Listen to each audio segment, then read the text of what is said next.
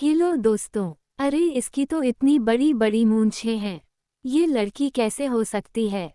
दिखने में तो बिल्कुल लड़कों जैसे है। तो क्या हुआ, इसने इतने अच्छे नंबर लाकर यूपी बोर्ड एग्जाम में टॉप कर लिया। शक्ल तो लड़कों वाले ही है ना। ऐसे न जाने कितने सवालों से ट्रोलर्स ने बनाया एक टॉपर को अपना निशाना।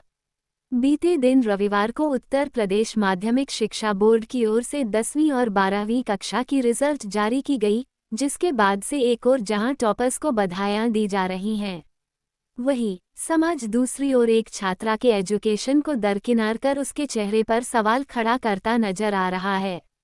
दरअसल हम बात कर रहे हैं यूपी बोर्ड के 10वीं की टॉपर प्राची निगम की, जिन्होंने परीक्षा में सर्वोच्च अंक प्राप्त करके अपने माता पिता को बहुत गौरवान्वित किया है।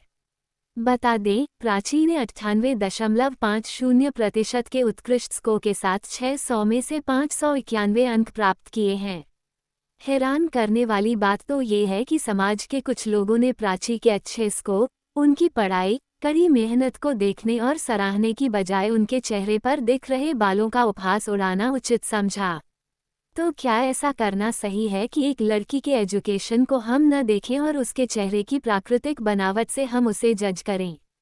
यूपी 10वीं टॉपर प्राची निगम को ट्रोलर्स ने क्यों बनाया निशाना?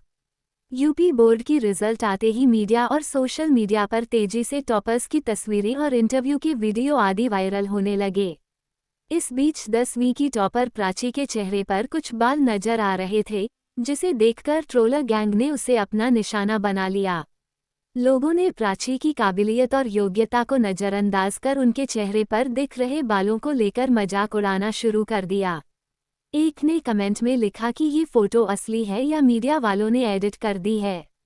वहीं दूसरे ने कहा ये प्राची कम और प्राचा ज्यादा लग रहा है। अन्य ने लिखा ये मर्द है या औरत। इन कमेंट्स से आपको नहीं लग रहा कि ये समाज किस दिशा में जा रहा है और किस दशा को प्राप्त कर सकता है?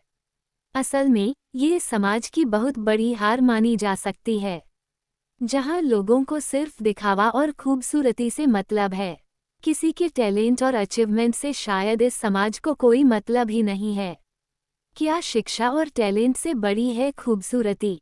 समाज के लोगों ने प्राची के चेहरे पर दिख रहे प्राकृतिक सौंदर्य पर तो सवाल खड़े कर दिए, पर क्या शिक्षा से भी बड़ी है चेहरे की बनावट और खूबसूरती?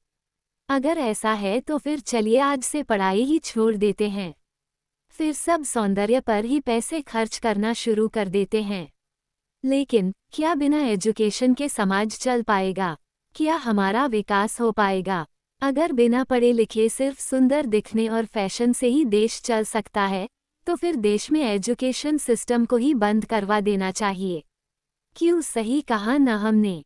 दरअसल सोसाइटी की यही परेशानी है। कोई किसी की तारीफ करे या न करे, निंदा करने सभी मुंह उठाकर चले आते हैं। हालांकि ये गलत है। प्राची के साथ हो रही ये परेशानी कोई नई बात नहीं है। इससे पहले भी इसी तरह मूंछें वाली लड़की की लिस्ट में एक महिला का नाम जुड़ चुका है और वो है केरल की रहने वाली शाइजा, जो समाज को गर्व से अपने चेहरे के बालों प्राकृतिक सौंदर्य बताती हैं। हालांकि चेहरे पर बालों का होना कोई बड़ी शर्मिंदगी की बात नहीं है, जैसा समाज वालों ने माहौल बना दिया है। ये किसी के साथ भी हो सकता है। चेहरे पर अधिक बालों का होना एक हार्मोनल इफेक्ट है, जो किसी में कम तो किसी में थोड़ा ज्यादा होता है। ये बात अलग है, कुछ लड़कियां अपनी खूबसूरती को महत्व देते हुए समय समय पर चेहरे के लिए ब्यूटी टिप्स फॉलो करती हैं। वहीं कुछ लड़कियां अपनी पढ़ाई और अचीवमेंट को ही अपनी खूबसूरती मानती हैं। इसी तरह टॉपर प्राची भी हैं, जो अपना ज़्यादा से ज़्यादा समय अपनी पढ़ाई और मेहनत को देती हैं।